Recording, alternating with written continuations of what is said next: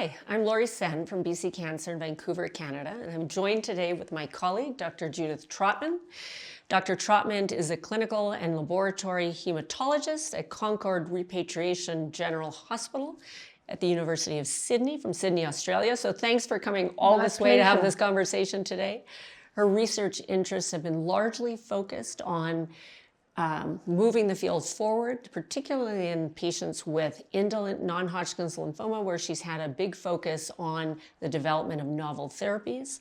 She is also the chair of the Australasian Leukaemia Lymphoma Group, and she is also well known as the founder in Women in Lymphoma, which is an excellent organization trying to advance the careers of all women across the board in the field of lymphoma. So today we're going to be talking about follicular lymphoma, and maybe you can tell us a little bit about the data that's come out supporting the use of BTK inhibitors for the treatment of follicular lymphoma. Thank you. Look, we had a little bit of a false start, perhaps, with follicular lymphoma, with the DAWN study using ibrutinib as monotherapy, where only 1 in 5 patients had a complete response. So I was pleased that this was followed on by the phase 2 trial of the combination of zanubrutinib and obinutuzumab compared to obinutuzumab monotherapy, because there we saw excellent response rates. The study met its primary endpoint. The overall response rate was almost 70% in the patients receiving zanubrutinib in combination with obinutuzumab.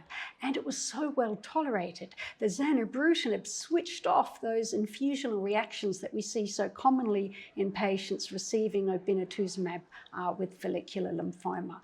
But what was perhaps a little surprising on the basis of the early data of BTK inhibitor therapy and the lack of enthusiasm in the management of follicular lymphoma was that very encouraging median 28-month progression-free survival. So zanubrutinib and obinutuzumab is a very well-tolerated, efficacious therapy for patients with multiply relapsed follicular lymphoma. So, we don't have that funded yet, of course, in Canada, but many of our sites are actually participating in the Mahogany phase 3 trial. So I think, we're getting access to it, and it's giving opportunities for some of our patients to actually be treated with it. But looking forward, how do you see the use of BTK inhibitors sort of evolving in the management of follicular lymphoma? Well, certainly if I had access to it, I think zanubrutinib and obinutuzumab would be a very well-tolerated and effective option to choose, particularly for my older, frailer patients after a couple of lines of therapy. Obviously, in the much younger patients, those who are at risk of, suspicion of histologic transformation, I'd probably be reaching towards using CAR T-cell therapy or bispecific antibody, but particularly CAR T-cell therapy in the setting of, likelihood of histologic transformation or suspicion of such.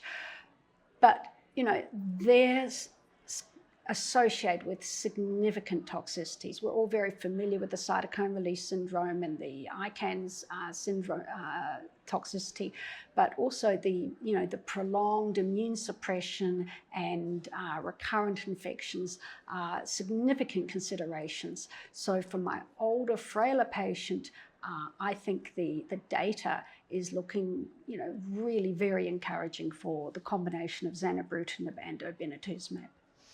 So I would tend to agree. So we know that we certainly don't have a curable option for patients with follicular lymphoma. We talk about having prolonged benefit for many of the treatments, but most patients are going to need to go on to multiple lines of therapy. So I always welcome another novel regimen becoming available, because it gives us another choice for patients when they need to go on to next therapy.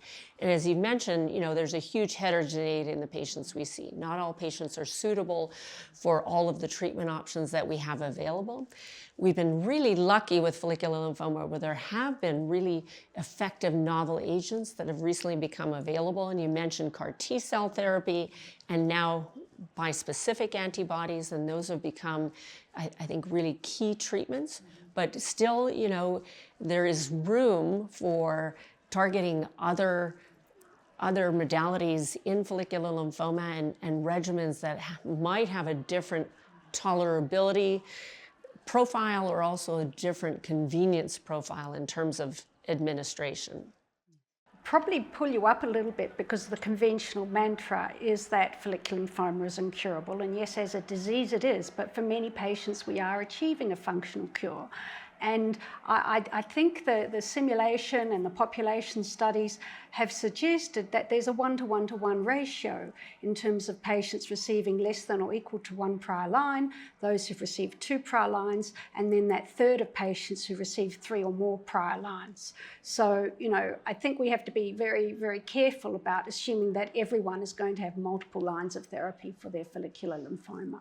And so that's why I also come back to, for the older patient who's needing a third line, you know, a well-tolerated, easy therapy such as zanubrutinib and obinutuzumab. Yeah.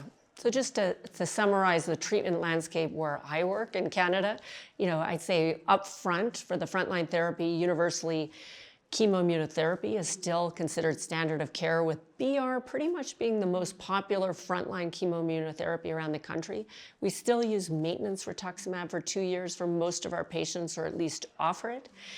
There's less, I would say, standardization in the second line setting. So lenalidomide and rituximab is not universally funded. The recent data that was shown with the combination of tafasitamab and lenalidomide and rituximab, I think, is very intriguing and promising, and may actually earn funding in the future. Remains to be seen that we'll get access to that here in Canada. But in the third line setting, we have now had funding for CAR T-cell therapy, but still don't have universal funding yet for bispecific antibodies. So we are getting access to novel therapies, but you know, there is room for additional therapies for sure to become available. And certainly the TAFA R-squared data is very exciting data. And I think it's going to be hard to know which third line treatment option, or indeed which second line treatment option we're going to be reaching for our patients in the future, if we had access to them all. Yeah. So what do you think are the most interesting advancements in the management of follicular lymphoma? Oh, that's a hard one. I think definitely it's going to be very interesting to see the long-term follow-up for the bispecific antibodies, in particular fixed duration mosunetuzumab, and also the CAR T-cell therapies. You know, liso-cel is looking so promising, but are we going to get access to it, universal access around the world? It's going to be interesting to see whether that, you know, whether there is going to be a plateau on the progression-free survival curve. Arguably, when people are having second and third line therapies for follicular lymphoma, there will never be a plateau on a PFS curve. You know, death is part of progression-free survival. So I think it is going to be a case of weighing up the patient priorities, what you have available in your own healthcare system to help, you know, keep the patient alive and well for longer. Mm-hmm.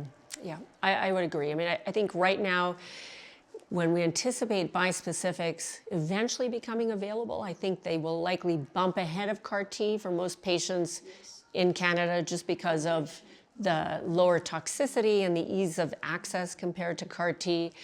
But there's certainly need for novel therapies beyond that, and you know, tolerable BTK inhibitor options, for example, would be very desirable, particularly as patients move down the road.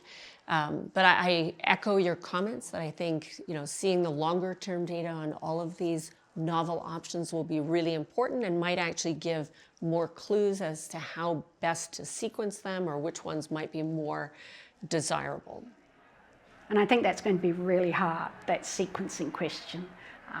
But I think if we're going to start using the bispecifics in earlier and earlier lines of therapy, then that's sort of going to answer the sequencing question for us, perhaps. Correct. But you know, all of these agents that we've been talking about today, they are moving forward in additional clinical trials. We see them potentially moving forward into earlier lines of therapy. So I'm sure we're going to be having this conversation again and again as the data unfolds. So thank you for joining me today. It's been my pleasure.